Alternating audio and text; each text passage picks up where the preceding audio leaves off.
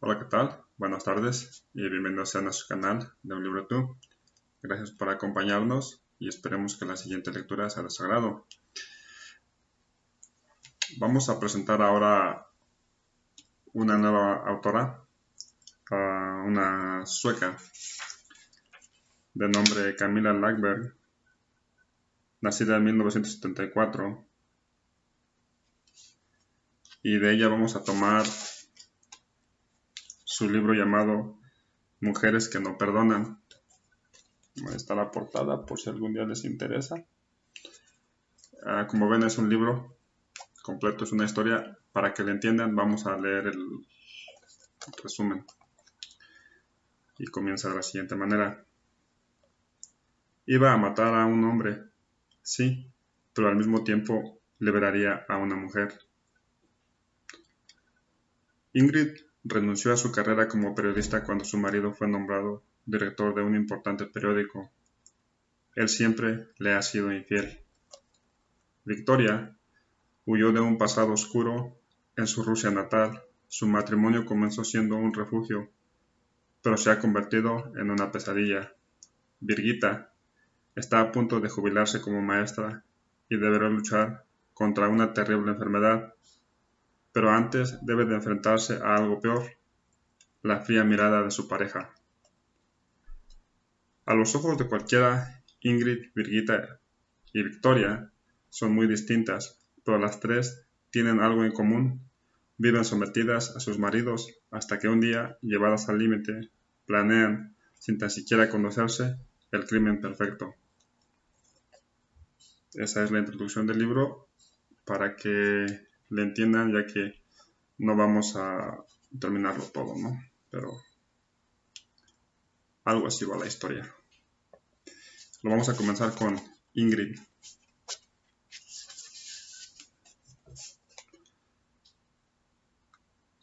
Cuando su marido entró en la sala de estar, Ingrid Steen disimuló el objeto que tenía en la mano y lo escondió entre los cojines del sofá. Tommy pasó de largo. Tras dedicarle una sonrisa fugaz y mecánica, prosiguió en dirección a la cocina.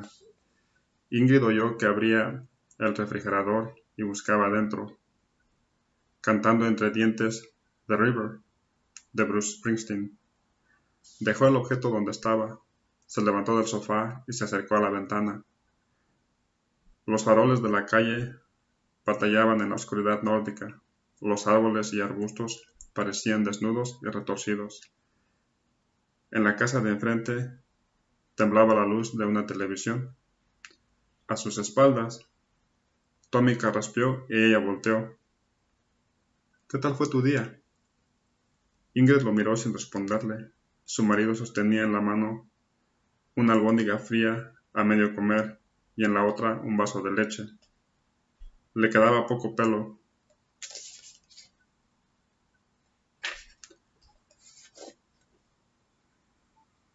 Nunca había tenido mucho, pero a los 30 y tantos había tenido el buen gusto de raparse. Las faldas de la camisa estaban arrugadas, las había llevado por dentro de los pantalones desde la mañana. Bien, Tommy sonrió. Me alegro.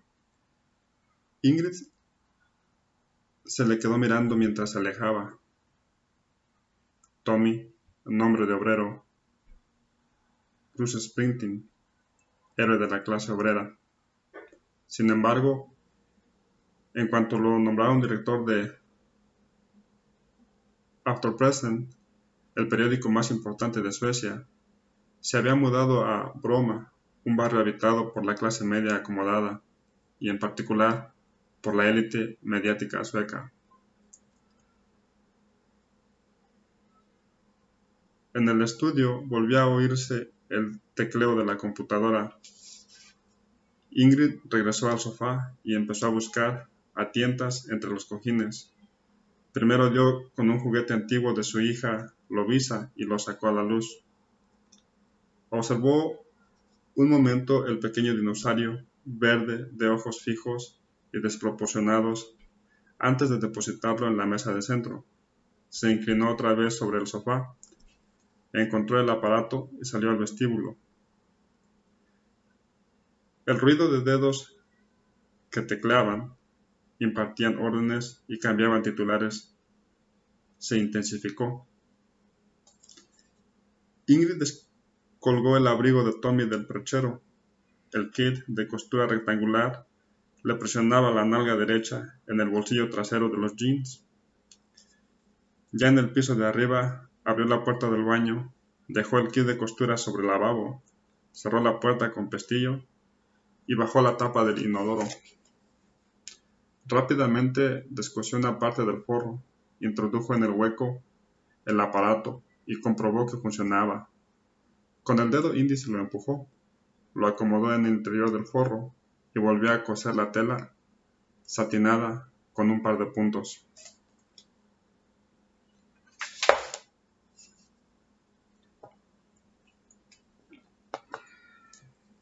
Victoria.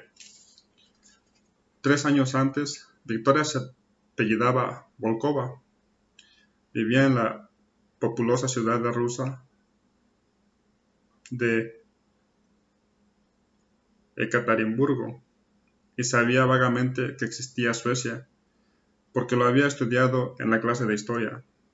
Ahora se llamaba Victoria Brunberg y residía en la pequeña localidad de Silvo, a unos 10 kilómetros de Evi, en el centro del país. Hablaba sueco con un fuerte acento y no tenía trabajo ni amigos. Dejó escapar un suspiro mientras vertía el té humeante de una taza del festival Sweden Rock. Por el requicio de la ventana se colaba el ruido del viento. Al otro lado de los cristales se extendían el campo, el bosque y un cielo gris. Se hizo sombra con la mano sobre los ojos para no tener que ver nada de aquello cuando llevara el té a la mesa de la cocina. Volvió a suspirar y apoyó los pies sobre la mesa. Todo en ese lugar, en ese país, era aborrecible. Rodeó con las manos la taza caliente y cerró los ojos. Yuri, susurró, la princesa de la mafia. Así la llamaban en broma sus amigos de Ekaterimburgo. Y a ella le gustaba. Le encantaban los diamantes, las drogas, las cenas, la ropa y el departamento de lujo donde vivían. Pero el mismo día de su cumpleaños, cuando cumplió los 20, todo se esfumó. Fue el día que mataron a Yuri. Desde entonces, después de tanto tiempo, su cuerpo se habría descompuesto. Estaría irreconocible. La espalda peluda, las manos grandes, la mandíbula cuadrada, nada de eso existiría ya.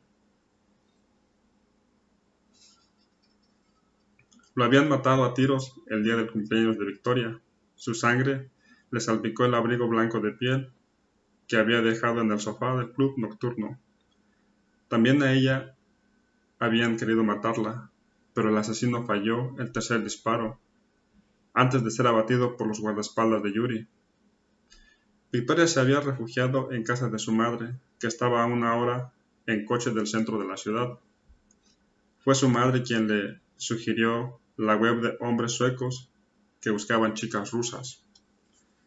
Los suecos son buena gente, son amables y no saben imponerse, le había dicho. Victoria le hizo caso, como casi siempre. Subió un par de fotos en la web, recibió cientos de respuestas en un par de días y finalmente se decidió por Malte. Le habían gustado sus fotos, su aspecto de bebé grande, de mirada amable. Tenía más o menos la misma edad que ella, estaba un poco gordo y parecía tímido. Malte le envió dinero para el boleto de avión y 2 semanas después Victoria franqueó por primera vez el umbral de la casa María de Silvo. Fuera, en el patio de entrada, se oyó el ruido de la moto de Malte. De día trabajaba en la gasolinera Shell. A la salida de Evi, Victoria bajó los pies de la mesa y fue a mirar por la ventana. La mole del cuerpo de Malte empequeñecía la motocicleta, como un Godzilla montado en un pony. Detrás iba la camioneta blanca, que atravesó el portón abierto y se estacionó junto a la moto. Lars abrió la puerta del lado del acompañante, sacó una caja de cervezas y se dispuso a cargarla en dirección a la casa. Era viernes, beberían hasta caer inconscientes, pero antes Malte le arrancó una lata, la abrió y se puso a beber con avidez. La grasa le formaba pliegues en el cuello. Al cabo de un segundo, los dos hombres salieron del campo visual de Victoria, y enseguida se oyó la llave que giraba en la cerradura. No se quitaron los zapatos para entrar. Lars vaciló un momento al ver que el lodo dejaba huellas oscuras y pegajosas en las tablas del suelo. Déjalo, no te preocupes. La parienta se alegrará de tener algo que hacer. Pasa el día entero metida en casa sin hacer nada, dijo Malte sin mirarla. Lars pareció dudar, intercambió con Victoria una mirada fugaz, masculló un saludo y dejó sobre la mesa la caja de cervezas. Malte se dirigió a los fogones. Vamos a ver qué desgracia has cocinado hoy, dijo, levantando la tapadera de un cazo.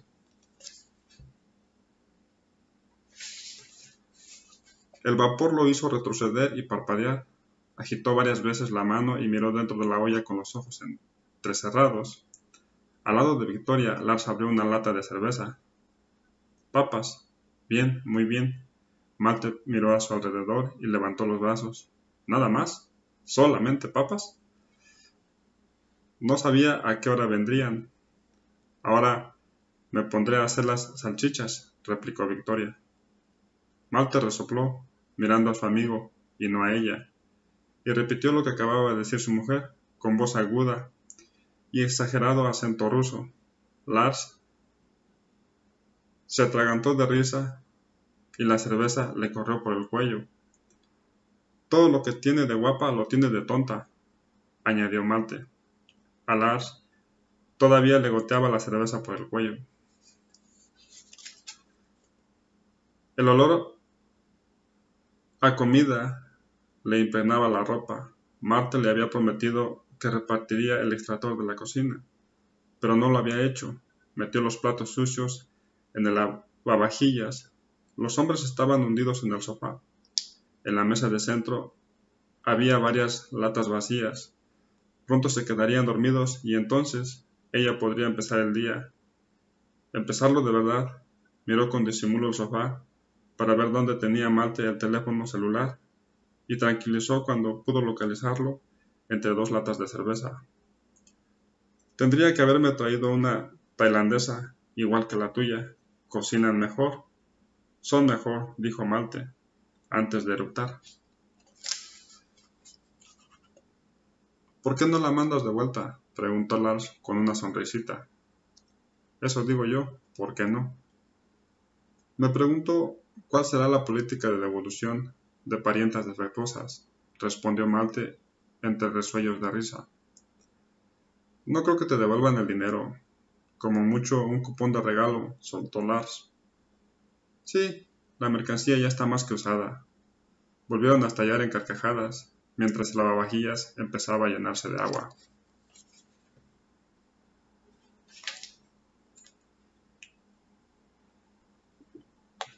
Ingrid. Se estacionó delante del colegio Hoagland, apagó el motor y se quedó quieta, con las manos sobre el volante. Había llegado con una hora de antelación, 14 años de carrera periodística, 2 de ellos de corresponsal en Estados Unidos, y tantos premios que había perdido la cuenta. Tiempo atrás tenía los diplomas, las fotos y los recortes de periódicos enmarcados y colgados de las paredes de su casa.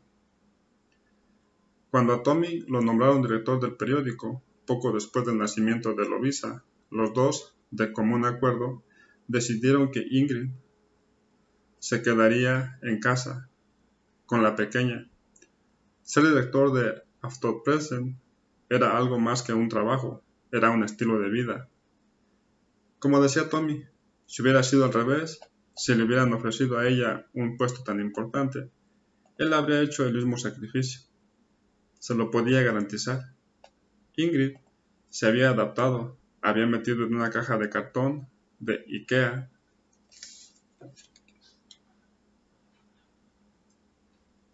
los momentos culminantes de su carrera, los había guardado en el desván y habían asumido el papel de ama de casa. En los últimos tiempos pensaba cada vez con más frecuencia en sus años como periodista. A veces, cuando se quedaba sola, bajaba la caja del desván y repasaba los recuerdos. La última vez había sido ese mismo día. Al final, había devuelto la caja a su sitio, antes de que fuera la hora de recoger a Lovisa y de que Tommy volviera del trabajo. Se sobresaltó cuando alguien le golpeó la ventanilla, pero acertó a poner cara sonriente de madre de alumna antes de girar la cabeza y reconocer a Birgitta Nilsson, la maestra de Lovisa.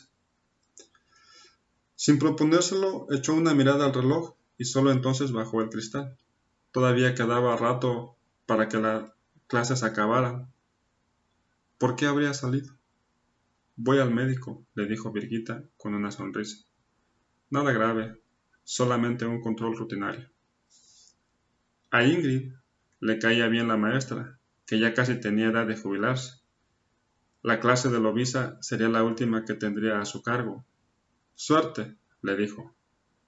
Ayer vi a Tommy en agenda. Qué bien estuvo, es tan sensato. Y qué bien habla. Debes estar muy orgullosa.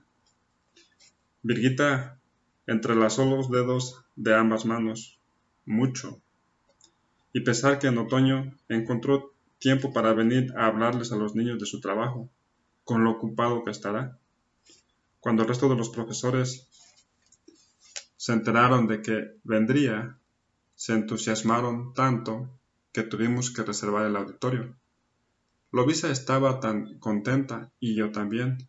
¡Qué bien! Sí. Tommy siempre se encuentra tiempo para todo. La maestra le dio una palmadita en el hombro, dio media vuelta y se fue en dirección al metro. Ingrid subió el volumen de la música. En realidad, no necesitaba confirmar la infidelidad de Tommy, ya lo sabía. Desde el verano lo notaba cambiado, se preocupaba más por su aspecto y hasta había contratado a un entrenador personal. Antes podía hablar delante de ella de todas las decisiones de la redacción. Sabía que Ingrid conocía las reglas y jamás filtraría nada. Desde hacía un tiempo, sin embargo, se disculpaba y se iba con el teléfono al estudio o al jardín. En la nueva política de la dirección, le explicó, cuando ella se lo había preguntado. Además, ahora ya no te interesan tanto estas cosas, ¿no? Pero Ingrid quería saber quién era la mujer que se acostaba con su marido. Probablemente alguien de la redacción. Así se habían conocido ellos. Así solían conocerse los periodistas. Cada día hojeaba un ejemplar del periódico que Tommy llevaba a casa. Ya casi no reconocía ninguna de las caras que aparecían en las cabeceras de los artículos. Muchos de sus antiguos colegas se habían ido del periódico y otros habían dejado atrás la agotadora vida de reportero para pasar a dirigir secciones.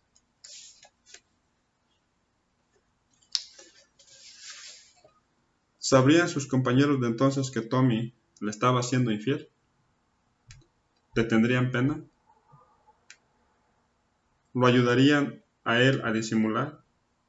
Ingrid tenía un plan para averiguar con quién le engañaba a su marido, pero aún no sabía qué haría después. Victoria. Malte y Lars roncaban uno al lado del otro en el sofá. Sus cuerpos obesos desprendían un tufo acre a sudor y a alcohol.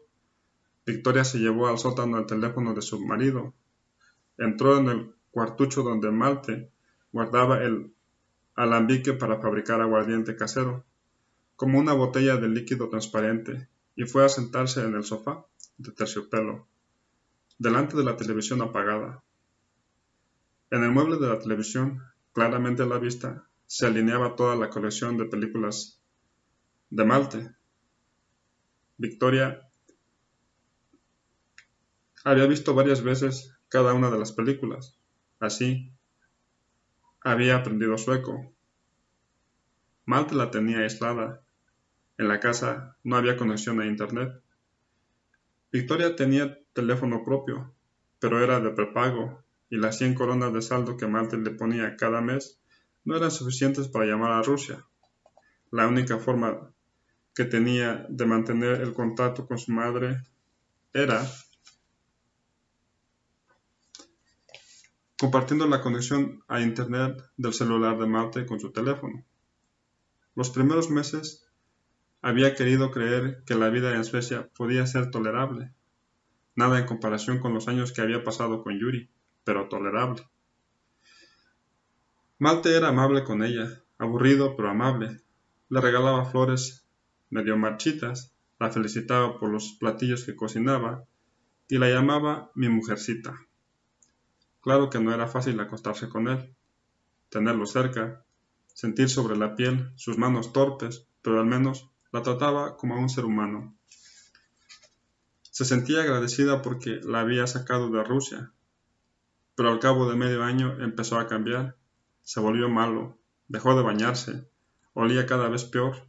En lugar de acostarse con ella, se bajaba los pantalones hasta las rodillas, se sentaba en el sofá y la llamaba a gritos para que viniera. Ella obedecía, le daba miedo, aunque nunca le había levantado la mano. Estaba totalmente a su merced. Malte podía hacer que su vida fuera todavía peor de lo que ya era.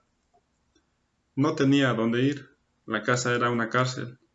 Si al menos hubiera tenido una amiga, alguien que de verdad fuera amable con ella y la tratara como a una persona y no como a una muñeca inflable, con funciones de cocinera y empleada doméstica, todo habría sido muy distinto. Bebió un trago del aguardiente casero e hizo una mueca de disgusto. Su madre no había contestado a su último correo. Victoria le ocultaba su situación. Le decía que estaba muy bien y que tenía muchas amigas, que Malte la mimaba y que, tal como su madre le había anticipado, era bueno y de trato amable. Y tenía un alto cargo en una gran empresa informática. Le describía con todo detalle las cenas elegantes, los viajes al Mediterráneo, los amigos importantes y los planes de tener hijos. Le agradecía a su madre que hubiera tenido la buena idea y la previsión de aconsejarle que se casara con un sueco.